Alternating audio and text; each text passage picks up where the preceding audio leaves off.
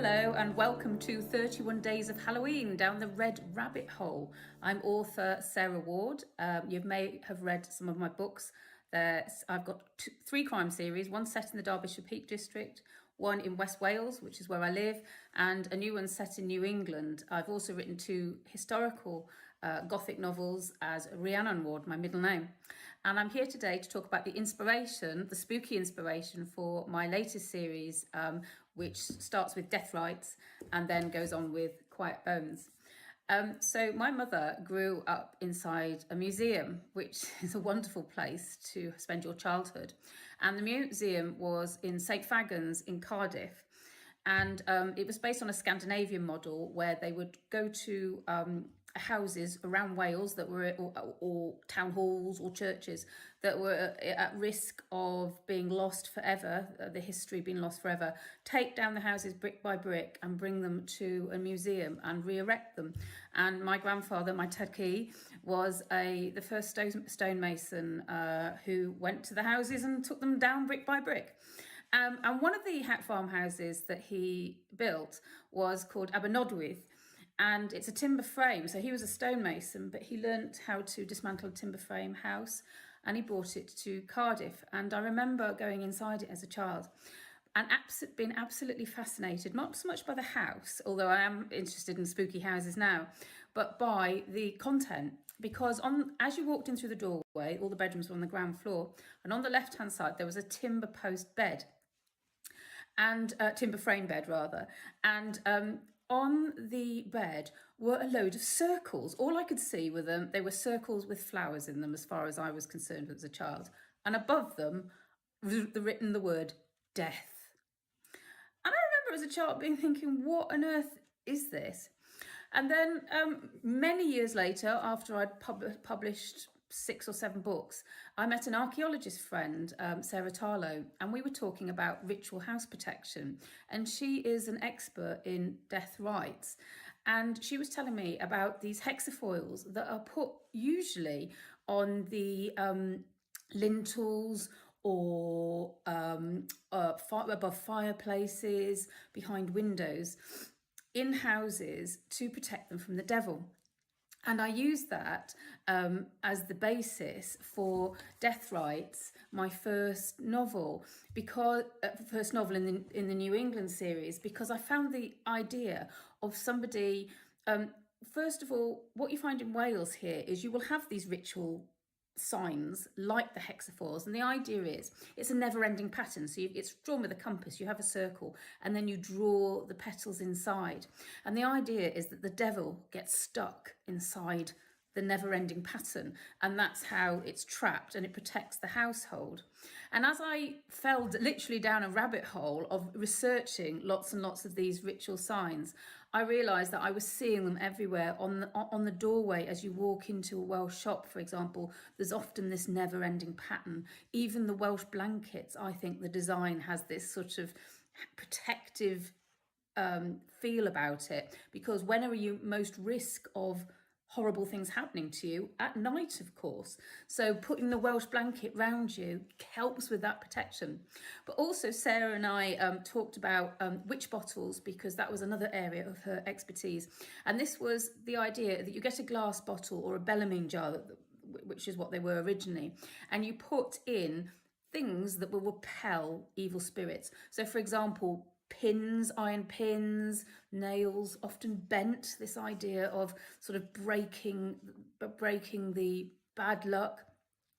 Thread is another one, especially red thread is considered to be something to repel, and then coins, other things, animal fur, and then they would put all this in the jar and then add liquid, often astringent liquid, so it could be wine or vinegar or maybe urine, so people would wee in the jars to actually add to the sort of idea of this is protecting me personally. And then they would stopper them up and put them in a cupboard. And I did my own one. I didn't actually wee in the jar. I decided not to do that, but I put all the other things in, a bit of my cat's hair, some pins, some coins and so on, and I filled it up with vinegar, and it sits in the cupboard because why not? And the thing is that here in Wales, you go into houses that have like a cross or something, so it's obviously a religious house, but also they will have these house protections as well. It's this idea that you can, the two aren't mutually exclusive, and it's not hedging your bets. It's the idea, the belief that you can actually, the religion and sort of traditional protections go hand in hand. So that's my sort of that was my basis for the series, because what I found when I was doing lots and lots of research is that these ritual protections were taken with settlers to the US, and especially in New England, and they used them. So New England houses, some of the early houses have these signs, the marks, to protect the new settlers. And it must have been really, really scary arriving in a strange land, and feeling new animals, new habitats and so on. And so they brought with them the protections, which I found absolutely fascinating, and I've used it as the basis for my crime novel.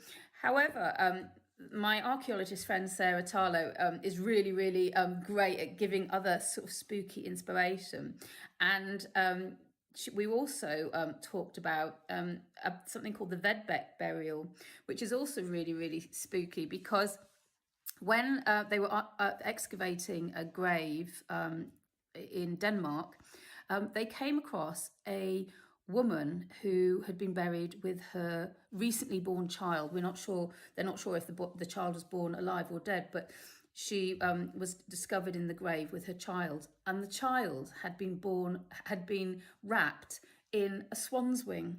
And I'd never heard of this before Sarah was talking about it, because Sarah's interested in rituals of death, and this wrapping of a baby in a swan's wing shows sort of like this idea of a large bird protecting, but also swans are indicative of passing. They often pass over water, and water is really important in many burial practices. And so perhaps it was this idea of the baby being transported to another life. So that was, and I used that for the basis of my second book, Quiet Bones, which has got the pictures of the swan's wing.